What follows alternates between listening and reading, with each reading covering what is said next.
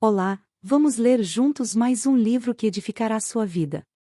Título: O Poder da Esposa que Ora. Escrito por Storni Omartian. Tradução de Neide Siqueira. Editora Mundo Cristão. Contracapa. Orar pode mudar tudo. Não adianta insistir.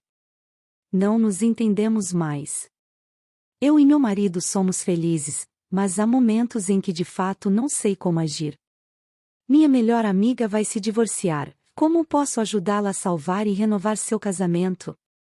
Lares são destruídos porque os cônjuges acreditam que tudo já foi tentado e que não vale mais a pena investir no casamento.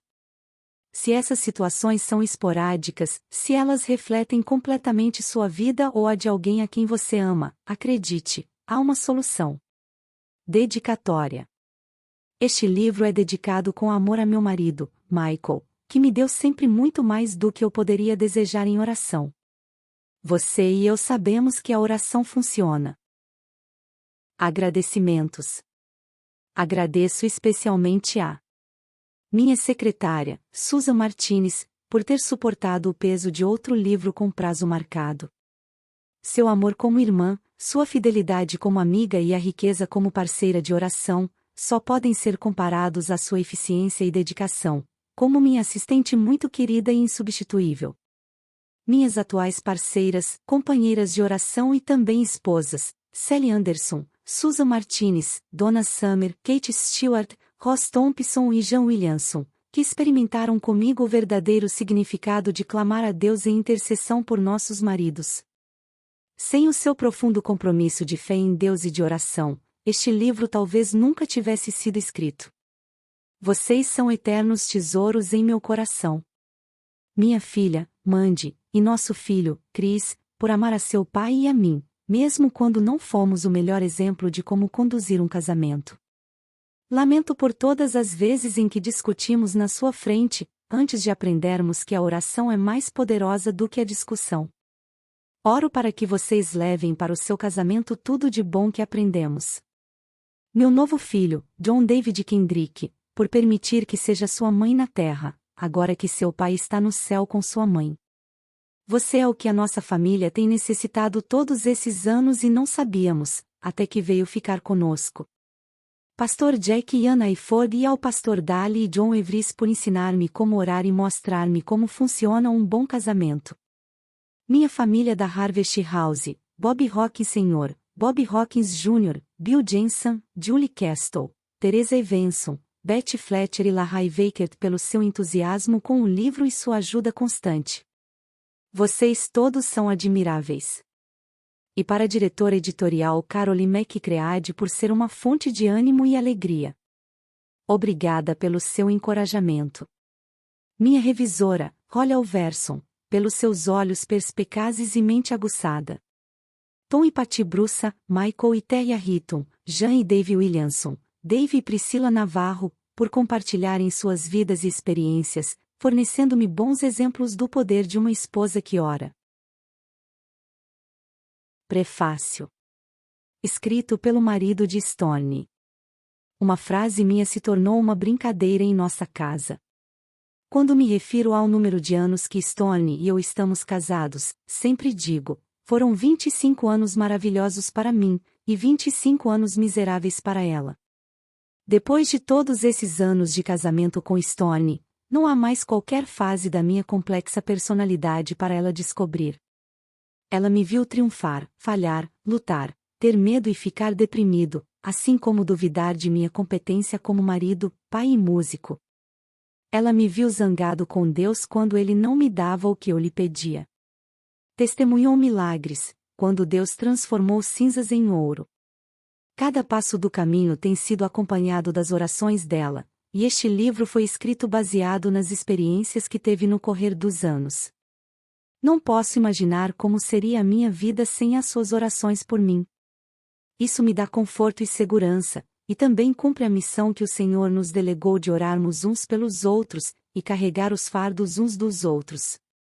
Não posso pensar num modo melhor para amar sinceramente o seu marido do que levá-lo em oração ao Senhor, com perseverança. Esse é um dom incomparável que o ajuda a experimentar as bênçãos e a graça de Deus. Stone, eu te amo. Seu marido coberto de oração, Michael. Mulher virtuosa, quem achará? O seu valor muito excede o de finas joias. O coração do seu marido confia nela, e não haverá falta de ganho. Ela lhe faz bem, e não mal, todos os dias da sua vida. Provérbios capítulo 31 versículos 10 ao 12.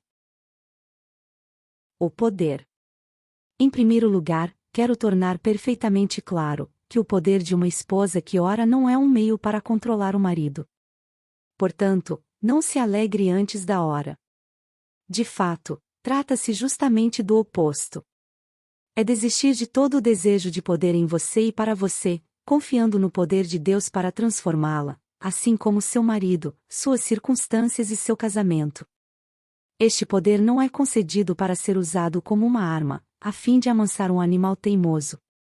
É uma ferramenta suave de restauração, obtida mediante as orações de uma esposa, que deseja fazer o que é certo mais do que estar certa, e dar vida mais do que dar o troco. É um meio de convidar o poder de Deus a entrar na vida de seu marido, para que ele tome posse da maior bênção, que em última análise é também a sua.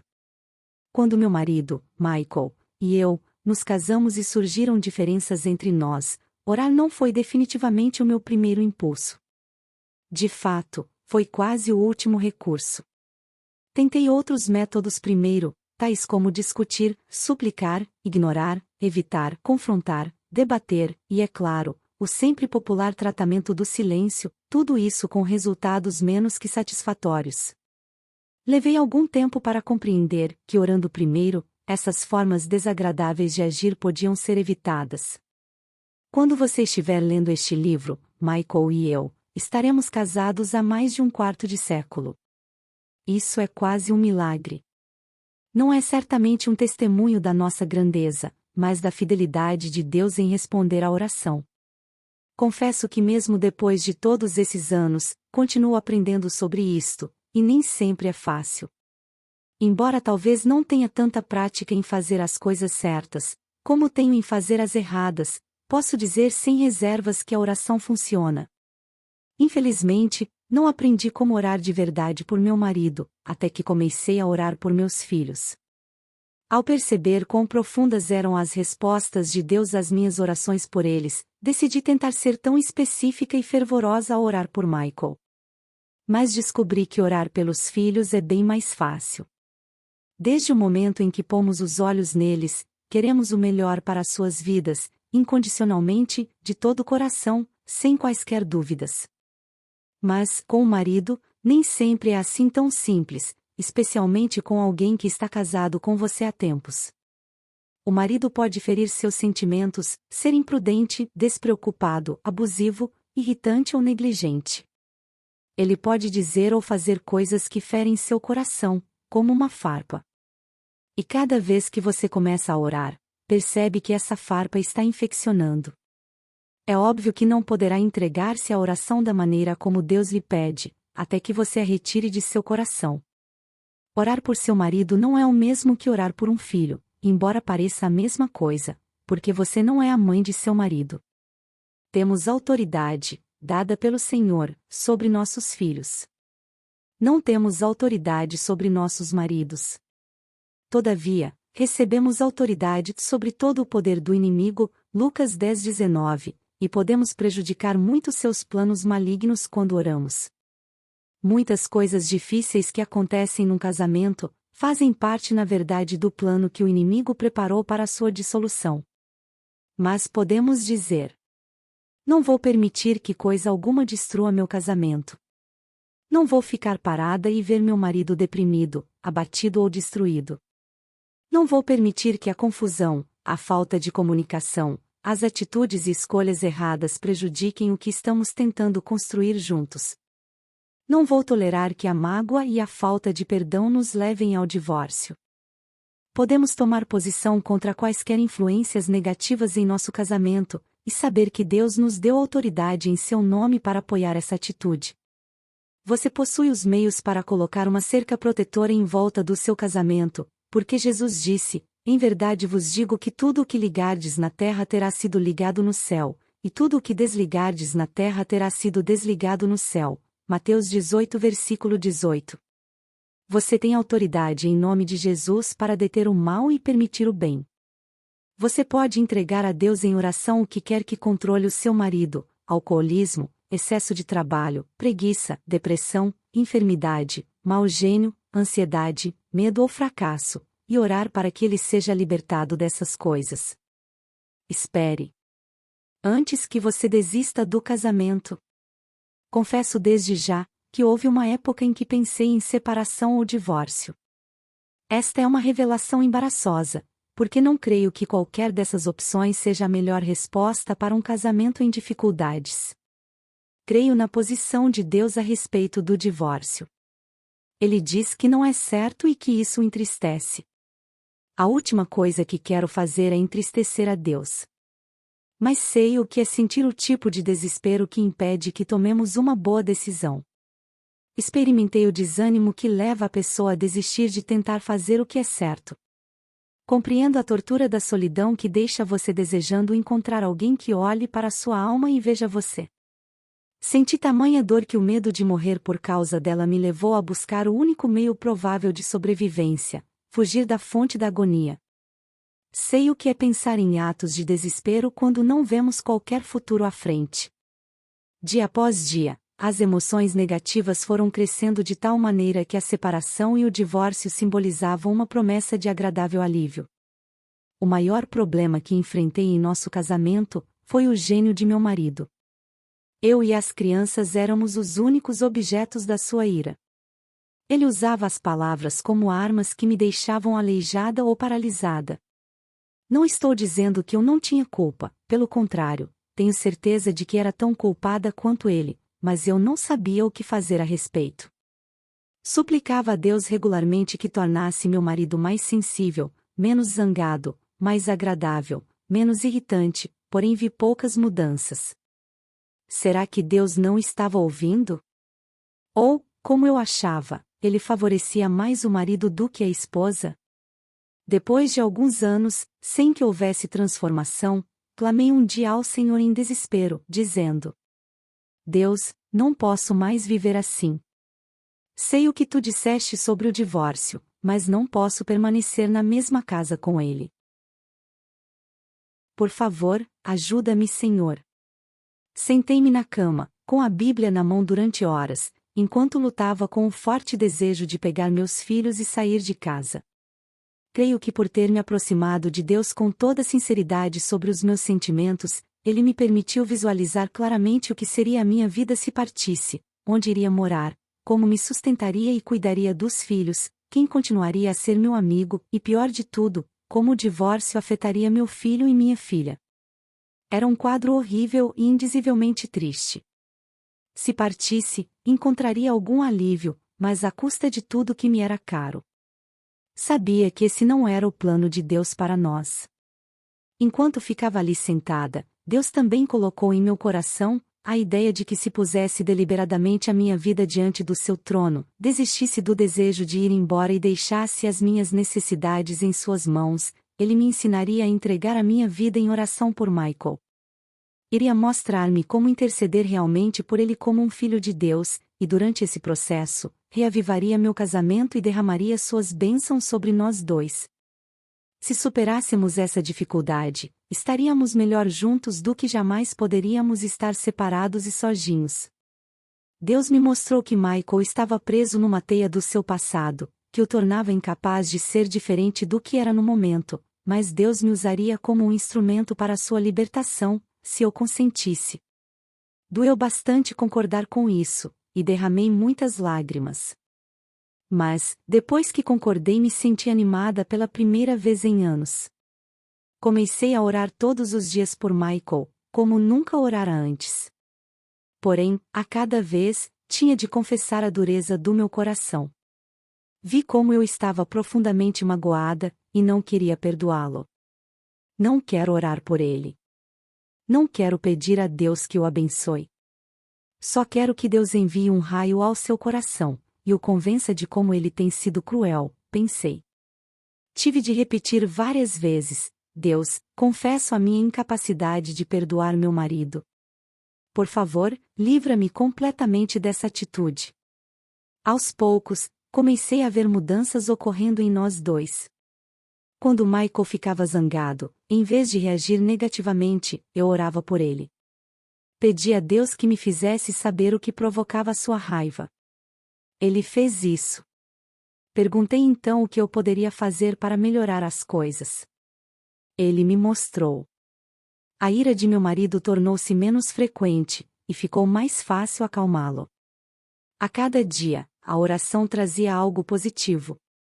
Não somos ainda perfeitos, mas progredimos bastante. Não tem sido fácil, todavia, estou convencida de que vale a pena andar pelo caminho de Deus. É o único meio de salvar um casamento. As orações da esposa pelo marido têm um efeito muito maior sobre ele, do que as de qualquer outra pessoa, mesmo as da mãe dele. Perdoe-me, minha sogra. As orações da mãe pelo filho são certamente fervorosas, porém quando um homem se casa ele deixa os pais e se torna um com a esposa. Mateus 19 versículo 5. Marido e mulher formam uma equipe, uma unidade, estão unificados em espírito. Aos olhos de Deus, a força do homem e da mulher, juntos, é muito maior do que a soma das forças de cada um dos dois, individualmente. Isso porque o Espírito Santo os une e dá mais poder às suas orações. É também por isso que há tanta coisa em jogo quando não oramos. Você pode imaginar-se orando pelo lado direito do seu corpo e não pelo esquerdo? Se o lado direito não for sustentado e protegido e por isso cair, o lado esquerdo cairá junto. O mesmo se aplica a você e seu marido. Se orar por você e não por ele, você jamais encontrará as bênçãos e satisfação que deseja. O que acontece com ele, também acontece com você, não se pode negar isso. Esta união nos dá um poder de que o inimigo não gosta. É por isso que ele inventa meios de enfraquecê-lo, fazendo-nos cair na armadilha, quer seja através da baixa autoestima, do orgulho, da necessidade de estar sempre certo, da falta de comunicação, ou mesmo cedendo aos nossos desejos egoístas. Ele lhe contará mentiras como: nada vai mudar, seus erros são irreparáveis, não há possibilidade de reconciliação, você seria mais feliz com outra pessoa. Ele lhe dirá coisas nas quais poderá crer, porque sabe que se conseguir fazer que você creia, não haverá futuro para o seu casamento. Se crer em várias mentiras, seu coração aos poucos se endurecerá para a verdade de Deus.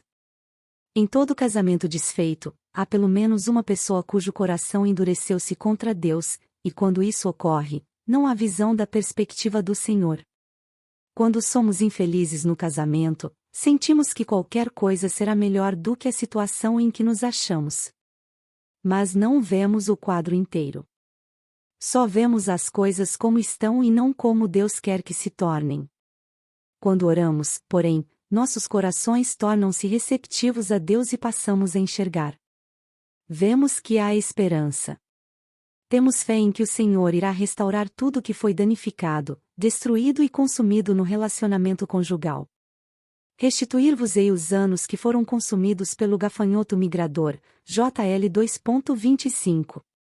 Podemos confiar no Senhor para remover a dor, o desânimo, o endurecimento e a falta de perdão. Somos capazes de visualizar seu poder de ressuscitar o amor e a vida nos lugares mais mortos. Imagine a alegria de Maria Madalena, quando foi ao túmulo de Jesus na manhã após a crucificação, e descobriu que ele não estava morto afinal, mas fora ressuscitado pelo poder de Deus. A alegria de ver algo irremediavelmente morto trazido à vida, é a maior que podemos experimentar. O poder que ressuscitou Jesus é o mesmo que ressuscitará o que está morto em seu casamento, e o fará voltar à vida. Deus ressuscitou ao Senhor e também nos ressuscitará a nós pelo seu poder, 1 Coríntios 6,14. Esse é o único poder capaz de tal ato. Mas isso não acontece sem que o nosso coração busque a Deus, e esteja pronto para confessar em oração, crescer durante os tempos difíceis, e esperar que o amor seja ressuscitado. Temos de passar pelo sofrimento, a fim de alcançar a alegria. Você tem de decidir se quer que seu casamento vá em frente, e se esse desejo é forte o bastante, para fazer tudo o que for necessário, dentro de parâmetros saudáveis, para que isso aconteça. Você tem de acreditar na restauração da parte do seu relacionamento, que foi corroída pelo sofrimento, pela indiferença e pelo egoísmo. Você tem de confiar que aquilo que caiu sobre você, seja abuso, morte de um filho, infidelidade, pobreza, perda, doença grave ou acidente, pode ser libertado das garras da morte. Você tem de resolver que tudo o que está consumindo você e seu marido, tal como excesso de trabalho, alcoolismo, abuso de drogas ou depressão, pode ser destruído. Você tem de saber que tudo o que se insinuou em seu relacionamento, silenciosa e furtivamente, de modo a não ser percebido como uma ameaça até que estivesse claramente à vista, tal como idolatrar sua carreira, seus sonhos, seus filhos ou seus desejos egoístas, pode ser removido. Você tem de confiar que Deus é suficientemente grande para realizar tudo isto e muito mais. Se você acordar certa manhã com um estranho em sua cama, e ele for seu marido, se experimentarem um afastamento silencioso da vida mútua, cortando toda ligação emocional, se sentir um recuo implacável do amor e da esperança, se o seu relacionamento estiver num poço tão profundo de mágoa e ira que a cada dia o seu desespero cresce ainda mais, se cada palavra dita abrir mais o abismo entre vocês até que se torne uma barreira impenetrável que os mantenha quilômetros de distância um do outro, fique certa de que nada disso é da vontade de Deus para o seu casamento. A vontade de Deus é quebrar todas essas barreiras e tirar você do poço. Ele pode curar suas feridas e fazer o amor renascer em seu coração. Nada e ninguém mais pode fazer isso. Mas você tem de levantar-se e dizer: Senhor, oro para que esta luta termine e nos livremos das garras do conflito. Retira as mágoas e a armadura que vestimos para proteger-nos. Tira-nos do poço da falta de perdão. Fala por nosso intermédio, para que as nossas palavras reflitam o teu amor, paz e reconciliação. Derruba esta parede que há entre nós, e nos ensina a atravessá-la. Capacita-nos a despertar desta letargia, e encaminha-nos para a cura e inteireza que tens para nós. Não desista do casamento. Peça a Deus para dar-lhe um marido renovado. Ele é poderoso para tomar o que você tem e torná-lo uma nova criatura em Cristo. Maridos e esposas não foram destinados a brigar, afastar-se emocionalmente, viver um casamento falido, ser infelizes ou divorciar-se. Temos o poder de Deus do nosso lado.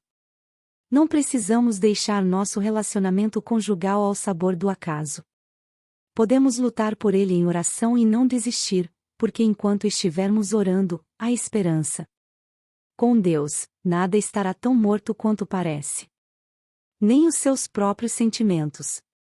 E eu? Eu também preciso de oração. É natural entrar nesta maravilhosa aventura de oração, imaginando se o seu marido vai orar um dia por você da mesma maneira que está orando por ele. Embora isso fosse certamente o máximo, não o tenha como garantido. Orar por seu marido será um ato de amor e sacrifício generoso e incondicional da sua parte.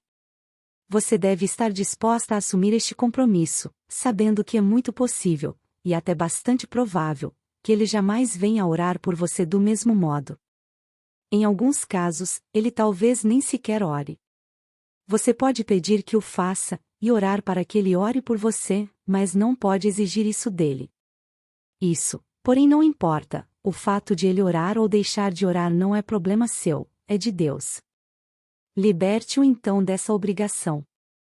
Se ele não orar por você, a perda dele será maior que a sua. A sua felicidade e realização não dependem do fato de ele orar, mas sim de seu próprio relacionamento com o Senhor. É claro que as esposas também precisam de oração, mas estou convencida de que não devemos depender de nossos maridos como os únicos provedores dela. Na verdade, depender do marido como seu parceiro dedicado de oração, poderia acabar em fracasso e desapontamento para ambos. Aprendi que a melhor coisa para o nosso casamento foi manter parceiras de oração com quem eu orava todas as semanas. Hoje creio que isto é vital para todo casamento. Se você puder encontrar duas mulheres fortes na fé, em quem confie plenamente e com quem possa compartilhar os anseios do seu coração. Marque um encontro semanal de oração. Isso irá mudar a sua vida. Essa atitude não significa, porém, que você tem de contar às suas parceiras tudo sobre seu marido ou expor os detalhes particulares da vida dele. O propósito é pedir a Deus que tranquilize o seu coração, mostre como você pode ser uma boa esposa, compartilhe os fardos da sua alma enquanto busca a bênção do Senhor para o seu marido. É claro que, se houver uma questão com sérias consequências e você puder confiar às suas parceiras de oração a natureza confidencial do seu pedido, não deixe então de compartilhar. Vi muitos casamentos acabarem em separação ou divórcio, porque as pessoas eram orgulhosas demais ou temiam compartilhar seus problemas com alguém que pudesse orar por elas. Tudo parece bem entre o casal, mas, de repente, o casamento acaba. Não deixe de enfatizar a natureza confidencial do que você está compartilhando com suas parceiras de oração, mas não permita que o casamento acabe porque hesita em orar por ele com outras pessoas. Se tiver uma parceira de oração que não consegue manter em segredo uma confidência, descubra outra pessoa com mais sabedoria, sensibilidade e maturidade espiritual. Mesmo sem parceiras de oração ou um marido que ore, quando você ora fervorosamente vê as coisas acontecerem. Antes mesmo de suas orações serem respondidas, as bênçãos de Deus recairão sobre você simplesmente porque está orando. Isso se deve ao fato de ter passado tempo na presença de Deus, onde toda a transformação duradoura começa. Uma oração de cada vez. Não fique confusa com as muitas maneiras que existem para orar por seu marido. Não é necessário fazer tudo num só dia, numa semana ou até num mês. Deixe que as sugestões deste livro orientem e depois ore mediante a orientação do Espírito Santo. Quando os problemas forem difíceis e requeiram uma ação direta, o jejum tornará suas orações mais eficazes. A oração através da leitura das Escrituras também se constitui num instrumento de poder. Por isso, no final de cada capítulo, inclui orações e algumas referências bíblicas. Acima de tudo, não dê lugar à impaciência. Receber respostas para as suas orações pode levar tempo, especialmente se o seu casamento tiver sido atingido de maneira profunda ou estiver sob tensão. Tenha paciência em perseverar e esperar pela cura de Deus. Tenha em mente que vocês dois são imperfeitos. Só o Senhor é perfeito. Olhe para Deus como a fonte de tudo o que você quer para o seu casamento, e não se preocupe sobre como isso irá acontecer. A sua responsabilidade é orar. A de Deus é responder. Deixe isso nas mãos dele.